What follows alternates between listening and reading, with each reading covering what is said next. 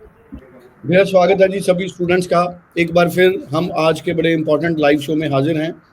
Anita भंडराल ma'am हमारे साथ मौजूद हैं, जो स्टडीज केयर के चंडीगढ़ में हेड हैं। तो अनीता जी, आपका बेहद स्वागत है। Thank you sir.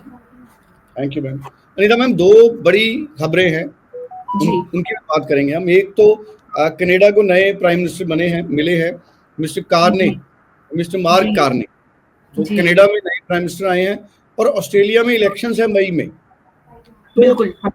जिस तरह की खबरें आ रही हैं कि हम्म। जैसे अभी जुलाई इनटेक है तो मई के बाद आएगा, तो अगर बिल्कुल। ऑस्ट्रेलिया में गवर्नमेंट चेंज होती है तो जुलाई हम्म। इनटेक पे इम्पैक्ट आ सकता है अगर नई गवर्नमेंट सत्ता में आती है। अगर तो यही गवर्नमेंट वहाँ कंटिन्यू करती है फिर तो हम्म। बात अलग।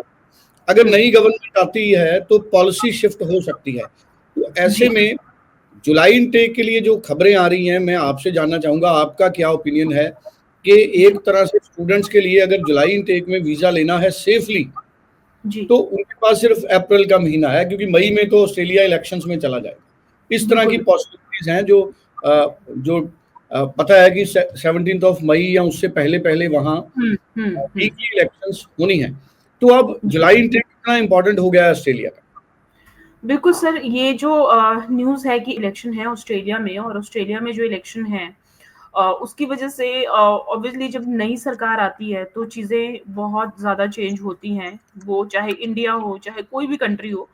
तो न्यू गवर्नमेंट के हमेशा जो आने का जो इम्पैक्ट रहता है वो स्टूडेंट्स पे, खासकर की अगर मैं बात करूँ तो अगर हम ओवरसीज एजुकेशन की बात कर रहे हैं तो सबसे पहले जो इम्पैक्ट पड़ता है वो इमिग्रेंट्स पे पड़ता है, यानी कि जो इमिग्रेंट्स हो गए, जो स्टूडेंट वीजा पे अप्लाई कर रहे हैं, जो या फिर स्टूडेंट्स वहाँ पे पढ़ रहे हैं।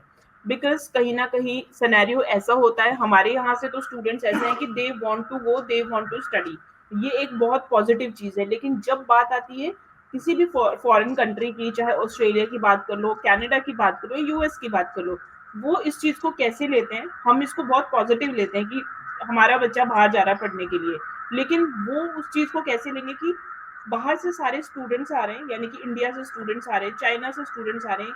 अगर सारे के सारे स्टूडेंट्स बाहर आएंगे, बाहर के आएंगे, तो यहाँ के जो लोकल स्टूडेंट्स हैं उनको क्या अपॉर्चुनिटीज मिलेगी? तो ये एक नेगेटिव सा, मैं बोलूंगी कि स्लाइटली नेगेटिव सा इम्पैक्ट पड़ता है इमिग्रेंट्स पे, स्टूडेंट वीजा पे जो स्टूडेंट्स आना चाहते हैं।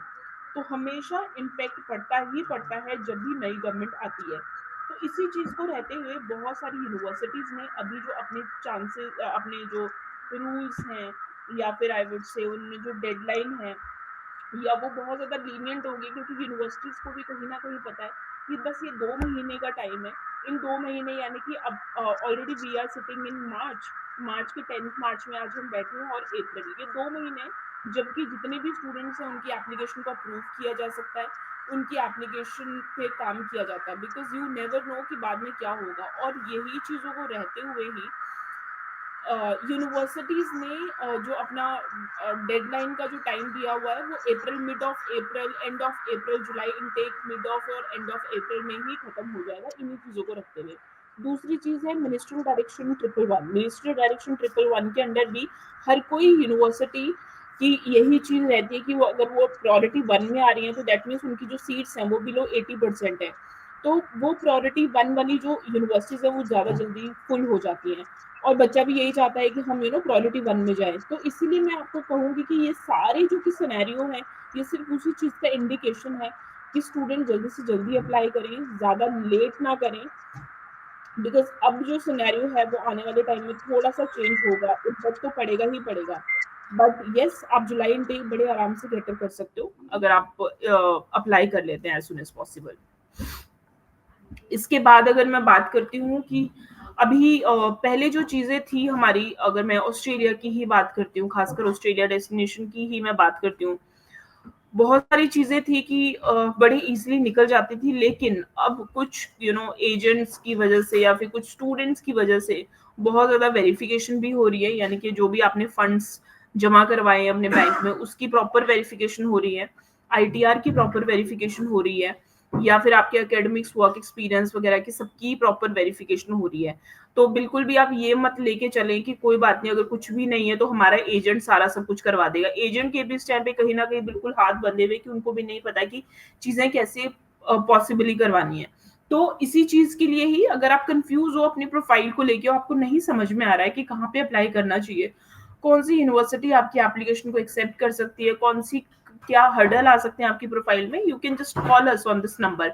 आपको स्क्रीन के बिल्कुल ऊपर हमारा नंबर दिख रहा होगा, दैट्स 8929759571।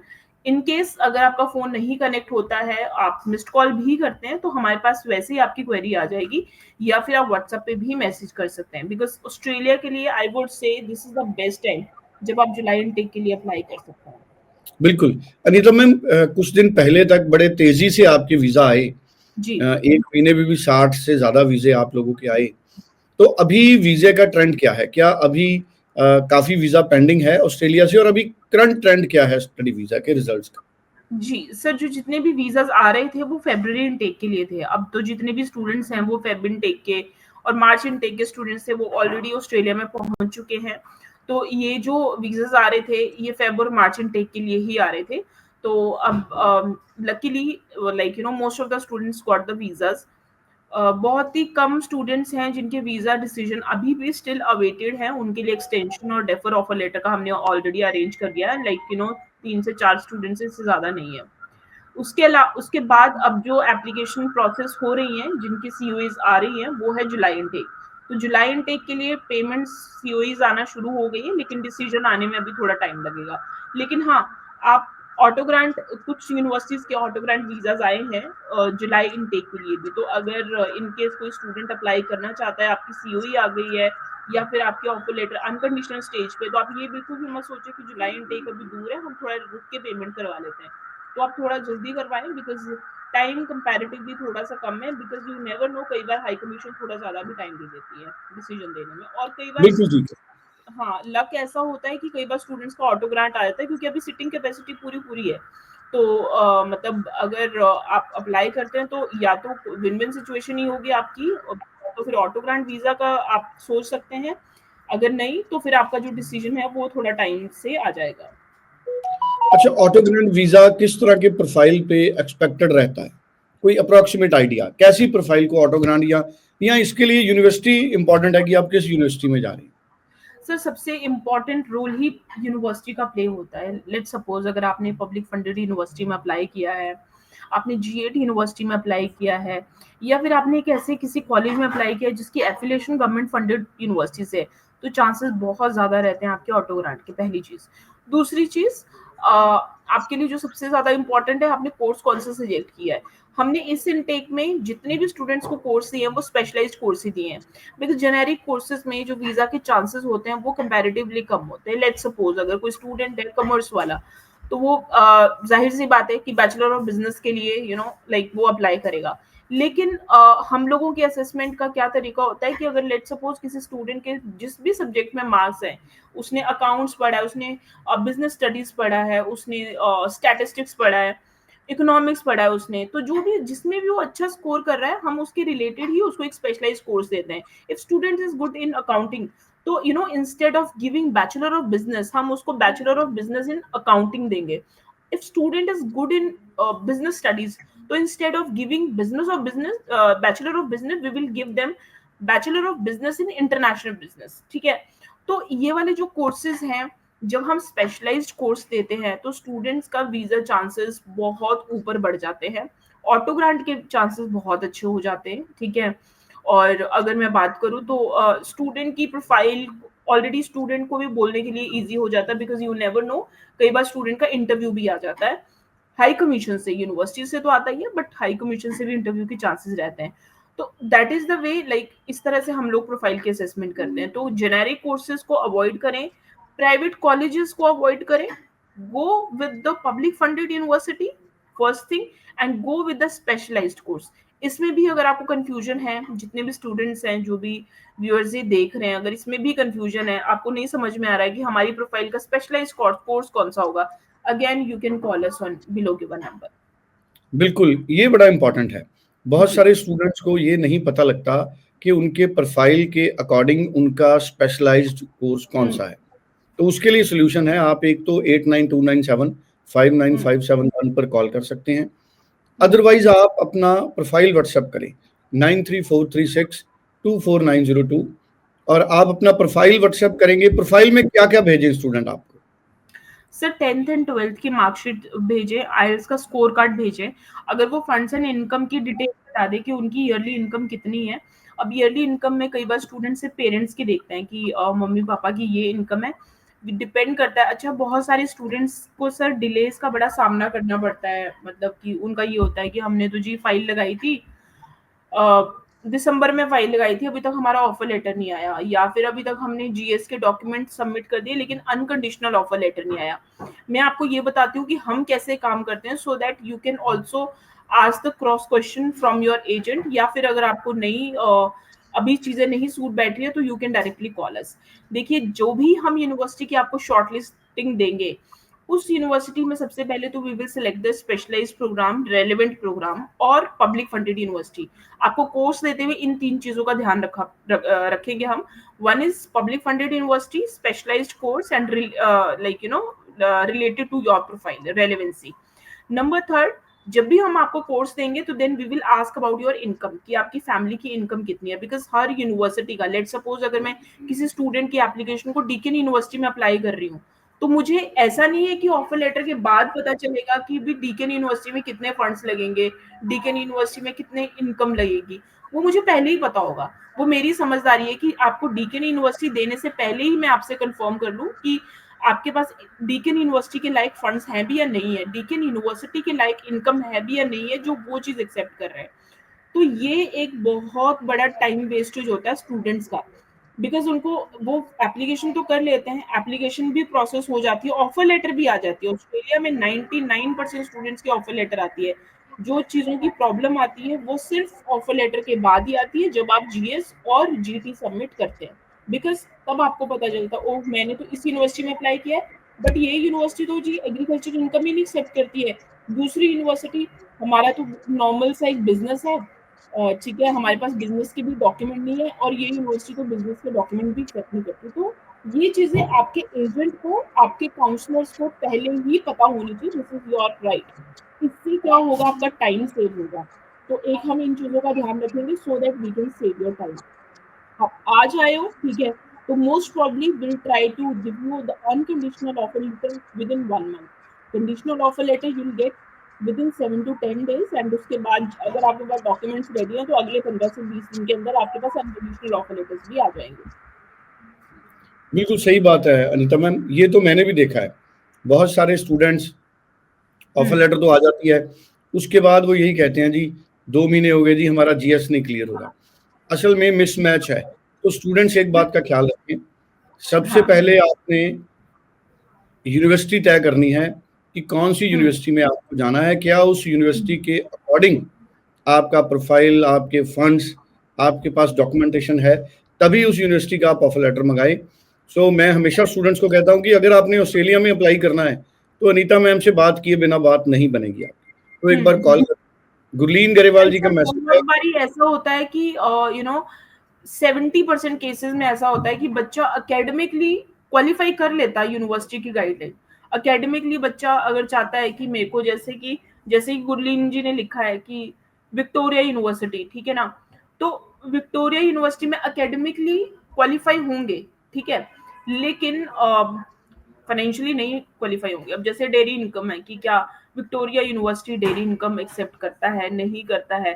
तो ये चीज का जवाब देने से पहले मेरे को दोनों ही चीजें आपकी चाहिए। First thing Gurleen, I would required your academic detail. आपकी क्या परसेंटेज है। बहुत बारी ऐसा भी होता है आपकी इनकम मैच कर रही है बट आपके एकेडमिक्स नहीं मैच कर रहे विक्टोरिया यूनिवर्सिटी के लिए, ठीक है। तो मेरा व्हाट्सएप नंबर दिया गया है 9343624902। आप मुझे अपने एकेडमिक्स की पूरी डिटेल बता दो, ठीक है, और उस पूरी डिटेल में आपको ये बतानी है कि आपकी डेयरी इनकम है लेकिन उसका कितना परसेंटेज है। अभी यूनिवर्सिटीज ये भी देखती हैं कि मान लो डेयरी इनकम सिर्फ 30% एक्सेप्ट होगा, बाकी का 70% जो इनकम है वो कहीं और से चीजें रहेंगी। तो ये बिल्कुल चीजें वेरी करती है यूनिवर्सिटी टू यूनिवर्सिटी। उसके लिए प्रॉपर असेसमेंट होती है। You will randomly I can tell you कि हाँ डेयरी इनकम एक्सेप्टेबल है, लेकिन बाद में आपको पता चलेगा कि okay these are the condition. वो कंडीशन अप्लाई वाली चीज हमेशा रहती है। तो it's better you just WhatsApp your complete overall profile so that we can guide you in that way. अच्छा जी। आकर्षित का मैसेज है, मैम मेरी फाइल 4 फेब को लॉन्च हो गई थी, आज से क्लासेस स्टार्ट हो गई हैं, लेकिन अभी तक आउटकम नहीं आया है। ठीक है। अभी ना आकर्षित जी, अभी कौन सी यूनिवर्सिटी के लिए आपकी फाइल जो है वो लॉन्च हो गई थी, ये चीज मुझे जानना है। दूसरी चीज, बहुत सारे स्टूडेंट्स हैं अभी जिनके जिनके जो प्रोफाइल्स हैं, जिनकी जो इस तरह से रहते हैं, अभी डिसीजन अवेटेड रहते हैं। ठीक है, तो आप एक काम कीजिए, आई होप आपने एक्सटेंशन के लिए रिक्वेस्ट किया हो, बिकॉज वो ओके सदर्न क्रॉस यूनिवर्सिटी के लिए किया है, तो that should be like priority 1 में ही आनी चाहिए वो। लेकिन आई होप आपने एक्सटेंशन लेटर के लिए रिक्वेस्ट कर दिया। अगर एक्सटेंशन लेटर के लिए नहीं रिक्वेस्ट किया तो आप आज के आज ही करें, तो सो दैट यूनिवर्सिटी आपको 15 से 20 दिन का एक्सटेंशन लेटर और दे देंगे। वो उसमें लिखेंगे कि अगर इससे लेट होता है तो then you need to request for the defer offer letter. आपको सिर्फ ये चीज करना है। गुरलीन, आपकी जो प्रोफाइल है उसके accordingly percentage is good and income is also good. So like जितना आपने बताया है, yes you are eligible, but अगर आप पूरा एक्सप्लेन करके बता देंगे तो चीजें और भी ज्यादा अच्छी हो जाएगी। Which university? मेलबर्न में कौन सी यूनिवर्सिटी अच्छी है with agriculture and dairy income? Gurleen बेटा, मैं आपको एक सजेशन देता हूँ। आप अनीता मैम को 9343624902 पर व्हाट्सएप करें। आप जी अपना जी, प्रोफाइल भेजें जैसे अनीता मैम ने कहा है। उसके बाद मेलबर्न की यूनिवर्सिटी, हाँ जी अनीता मैम, हाँ मैं शॉर्ट लिस्टिंग आपको दे दूंगी। ठीक है, एज पर ये योर प्रोफाइल, बिल्कुल। As per your individual scores, and in case अगर कुछ भी चीज होगी तो then we will ask you. ठीक है, तो Gurleen like I am hoping आप अभी मैसेज कर देंगे। और उसके बाद है आपके पास धर्मेंद्र जी का मैसेज है, बीसीए के बाद एमसीए बेस्ट रहेगा मैडम। लास्ट ईयर है ग्रेजुएशन बीसीए का, तकरीबन बीसीए कंप्लीट है। बीसीए के बाद एमसीए जरूर कर सकते हैं आप धर्मेंद्र जी, लेकिन उसमें आपको स्पेशलाइज्ड कोर्स आप ले लें। जैसे एमसीए अगर आप कर रहे हैं तो go with the specialised course. जैसे आर्टिफिशियल इंटेलिजेंस बहुत अच्छा चल रहा है, डिजिटल मार्केटिंग बहुत अच्छा चल रहा है, just kind of, so that आपकी जो कोर्स की ना और भी ज्यादा मतलब आपकी वैल्यू हो। उन चीजों का आप ध्यान रखें। हाँ मैं समझ गई हूँ। भाई आकर्षित आपकी एम्बेसी में है वीजा फाइलिंग। ठीक है, तो अभी 3 to 4 वीक्स लग रहे थे अभी डिसीजन के लिए, बट जिन स्टूडेंट्स के वीजा नहीं आए हैं तो हमने सारे स्टूडेंट्स के अभी एक्सटेंशन लेटर मंगवा दिए हैं। तो अगर इनकेस आपका नहीं आया है extension letter, you ask your agent to generate the extension letter, to request extension letter from the university. Anita ma'am, Melbourne में आप कौन कौन सी यूनिवर्सिटीज के साथ काम करते हैं? सर हमारे पास 99% मैक्सिमम सारी यूनिवर्सिटीज हैं। ठीक है, लेकिन डिपेंड करता है कि यूनिवर्सिटी स्टूडेंट की प्रोफाइल पे डिपेंड करता है कि क्या स्टूडेंट एलिजिबल है उस पर्टिकुलर यूनिवर्सिटी के लिए या नहीं है। अदरवाइज मेलबर्न में अगर आप बोलते हो तो कम से कम हम we have 7 to 8 universities. 7 to 8 universities, बिल्कुल ठीक है। सो गुरलीन, आप व्हाट्सएप कर दें, आपको ऑप्शंस बना के अनीता मैम की टीम जरूर भेजेगी। उसके बाद ही आप आगे प्रोसीड करना, वो ज़्यादा बेटर रहेगा। और मैं सभी स्टूडेंट्स को कहूँगा कि जल्दबाजी में कोई भी स्टूडेंट फाइल ना लगाए। ऑस्ट्रेलिया में बहुत तकड़े रिफ्यूजल आए हैं ऑस्ट्रेलिया से अनीता मैम। बहुत ज्यादा, बहुत ज्यादा। आपका And तो the best success part is like जी, the best part is students we don't charge anything from the student। अगर आप अप्लाई करते हो तो हमारा जो प्रोसेस है बिल्कुल फ्री ऑफ कॉस्ट है, and we are directly representing the university. In case अगर आपकी प्रोफाइल में कुछ कॉम्प्लिकेशन है भी, इन केस अगर आपकी प्रोफाइल में थोड़ी बहुत दिक्कत है भी, तो directly we can approach on your behalf to the university, so that चीजें स्मूथ लाइन हो जाए। अदरवाइज ऑस्ट्रेलिया में ये चीज बहुत सारी होती है कि बहुत सारे लोगों के पास टाई अप नहीं होते हैं, डायरेक्टली टाई अप नहीं होते हैं, तो वो थ्रू थ्रू चल जाता है और आपकी बात कभी भी यूनिवर्सिटी तक पहुंच ही नहीं पाती। So if you want to apply then you can just drop the message on WhatsApp, और आप हमारी टीम के साथ कनेक्ट हो सकते हो, so that they can apply your application. And again, we don't charge anything, so the total process is free of cost। और अब तो बहुत सारी जिन चीजों के लिए आप पैसे देते हो एजेंट को, कि जैसे आईटीआर नहीं है आपकी तो आप एजेंट्स को पैसे दे देते हो।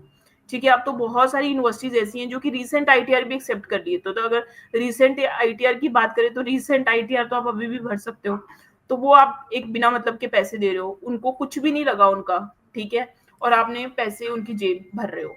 तो मैं आपको यही चीज बोलूंगी कि थोड़ा सा अवेयर हो। ठीक है, और चीजें चेक करें, everything is available on the Google, and secondly we are here to support you guys.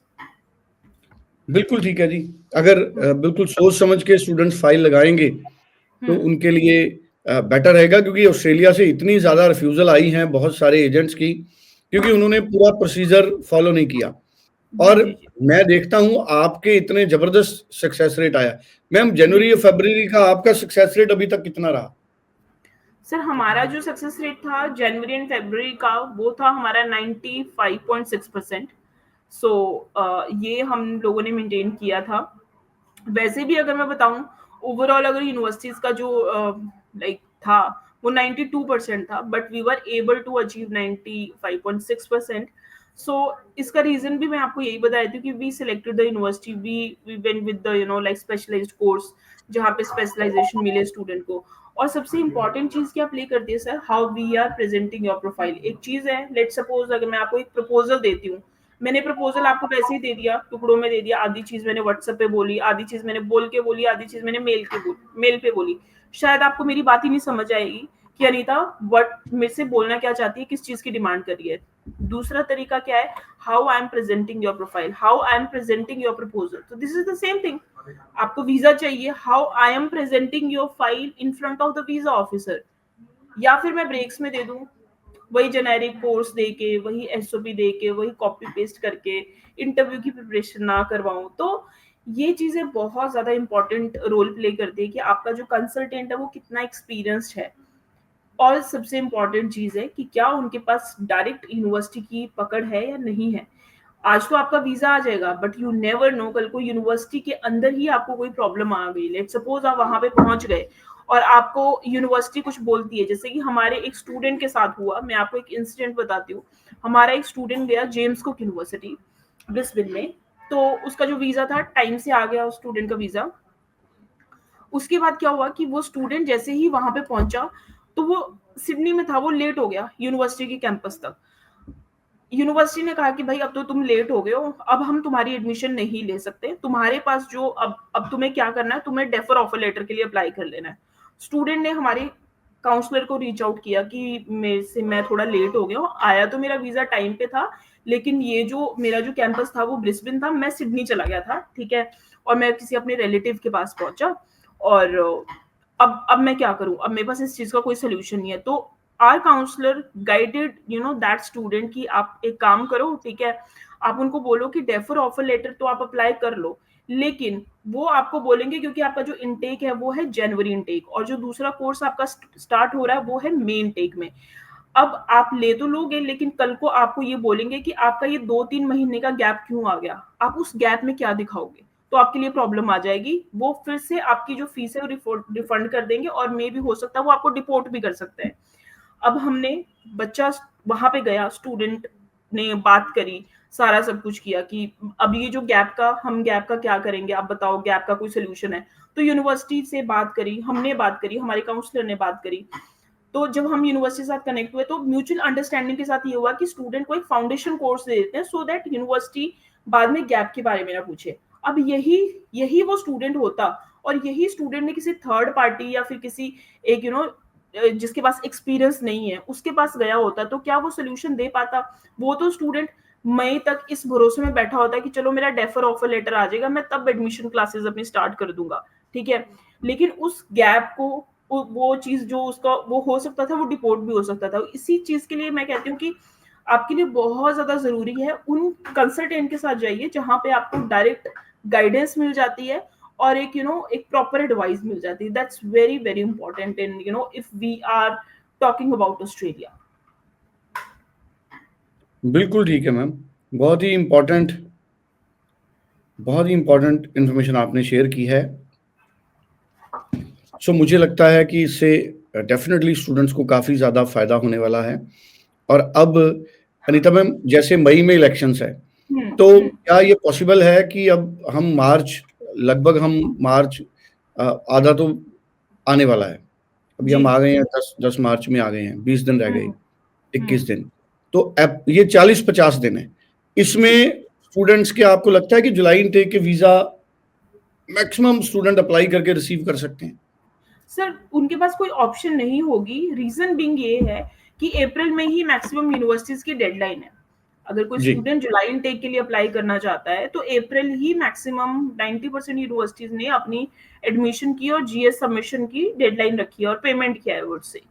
तो अगर कोई भी स्टूडेंट चाहता है कि उसने अप्लाई करना है, जुलाई इनटेक ही कैटर करना है, और मैं तो ये बोलूंगी आपको कि ये July intake is the golden opportunity for two student who was 2024 pass out, क्योंकि जुलाई के बाद अगर आप देखोगे ना, नवंबर इनटेक में आ जाओगे तो आपकी प्रोफाइल में गैप एक बहुत बड़ा क्वेश्चन मार्क होगा। इवन बहुत सारी यूनिवर्सिटीज, बहुत सारी से बोलने का मेरा मतलब है कि 80% यूनिवर्सिटी डायरेक्टली क्रॉस कर देगी आपकी प्रोफाइल को ये देख के कि because you are 2024 pass out, because उस टाइम पे उनके लिए फर्स्ट प्रेफरेंस जो रहेगी वो 2025 वाले स्टूडेंट्स रहेंगे। तो लाइक अगर आप 2024 पास आउट हो, लेकिन अगर आपको लगता है, आपको किसी रिलेटिव ने, किसी फ्रेंड ने या किसी एजेंट ने आपके बोल दिया कि आपकी प्रोफाइल में ये कॉम्प्लिकेशन है, तो आप एक बार जरूर कंसल्ट कीजिए, बिकॉज एज सच कोई कॉम्प्लिकेशन नहीं है। आप मैंने रेयरली कोई कॉम्प्लिकेशन देखी है। जब हम यूनिवर्सिटी से बात करते हैं तो चीजें सॉर्ट हो जाती है, या फिर अगर there are number of the universities, ऐसा नहीं है कि सिर्फ 2 या 3 यूनिवर्सिटीज है, तो if we are dealing with 70 to 80 university, कहीं ना कहीं एक यूनिवर्सिटी में तो आपका बन ही जाएगा ना। तो वो चीज है। तो लाइक यू शुड कंसल्ट, और आपको एक बार बात कर लेनी चाहिए। नहीं नहीं, बड़ी आपने मुझे इम्पोर्टेंट बात बताई है। अनीता मैम, जैसे आपने पिछले वीजा लिए, ज्यादातर वीजा आपने स्पेशलाइज्ड कोर्सेज में लिए, तो जी क्या हर प्रोफाइल के लिए कोई ना कोई स्पेशलाइज्ड कोर्स अवेलेबल रहता है? ये कैसे स्टूडेंट पता करे? सर 90% स्टूडेंट्स के पास जो होते हैं स्पेशलाइज्ड कोर्सेज होते हैं। अब जैसे मैं बात करती हूँ कि एक कोर्स हो गया, मैंने अप्लाई कर लिया बैचलर ऑफ इंफॉर्मेशन टेक्नोलॉजी, ठीक है। बट अगर मैं स्पेशलाइजेशन की बात करूं, मैंने एक स्टूडेंट ने किया बैचलर ऑफ इंफॉर्मेशन टेक्नोलॉजी में अप्लाई, दूसरे स्टूडेंट ने किया bachelor of information technology in artificial intelligence. आप खुद बताएं, आपको कौन से स्टूडेंट की प्रोफाइल में वेटेज लगती है? वो स्टूडेंट जिसने बैचलर ऑफ आईटी के लिए अप्लाई किया, या फिर वो स्टूडेंट जो जा रहा है bachelor of IT in artificial intelligence? Of course artificial intelligence, because वो एक नई चीज सीखने जा रहा है, नई। वो बता भी पाएगा कि क्यों मैं ये कोर्स इंडिया में नहीं कर रहा, क्योंकि हमारे इंडिया में इतने स्पेशलाइज्ड कोर्स की वैरायटी कहाँ पे है। और मैं आपको बताऊं 90% स्टूडेंट्स को स्पेशलाइज्ड कोर्स मिल जाता है, as such there is no problem at all. चलिए, thank you so much Anita ma'am. बड़ी इंपॉर्टेंट इन्फॉर्मेशन इस शो में अनीता मैम ने हमारे साथ शेयर की। थ्रू आउट डे इस वीडियो को आप अलग अलग प्लेटफॉर्म्स पर देखते रहेंगे। आप व्हाट्सएप करें अपना प्रोफाइल 9343624902 और कॉल करें 8929759571। ऑस्ट्रेलिया में वीजा अप्लाई करना है तो अनीता मैम से बात किए बिना मत करना, ये मेरी एडवाइस है। Thank you so much Anita. Thank you.